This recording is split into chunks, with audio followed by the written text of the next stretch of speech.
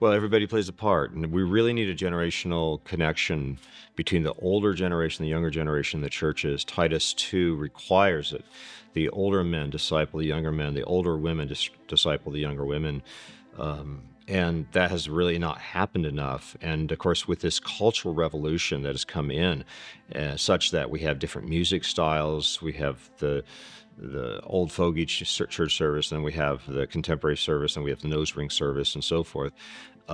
All supposed to be ministering some sort of a gospel to these vastly different generational situations, but rather we need to restore the honor of fathers and mothers, the honor of previous generations and their cultures. So until we can cross cultural boundaries by the honor of previous generations, I just don't think we're going to see a reconstruction of the church in the 21st century. So again, this is a matter of the younger generation honoring the older generation and realizing there's so much wisdom that has to be conveyed from the older to the younger generation through discipleship and mentorship.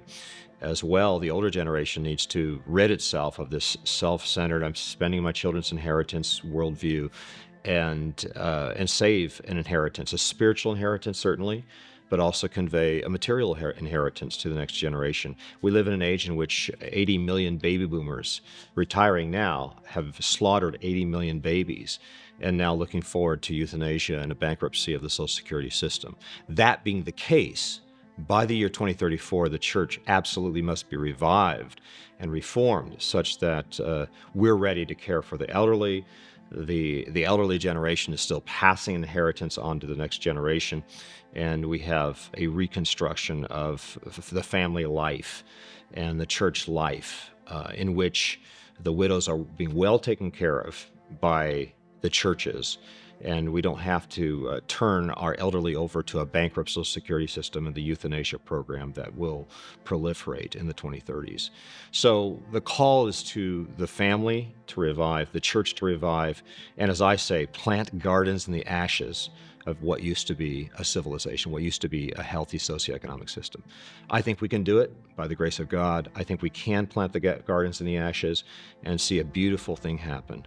While the world is aborting its children, we're adopting. While the world is euthanizing the elderly, we're caring for them. While the world is spending their children's inheritance and spending their great-grandchildren into a massive debt-to-GDP ratio, we are saving an inheritance for our children's children. So the church, the true church, will be an amazing example to a bankrupt world in which they have utterly destroyed relationship, they destroyed their economies, they destroyed their social systems.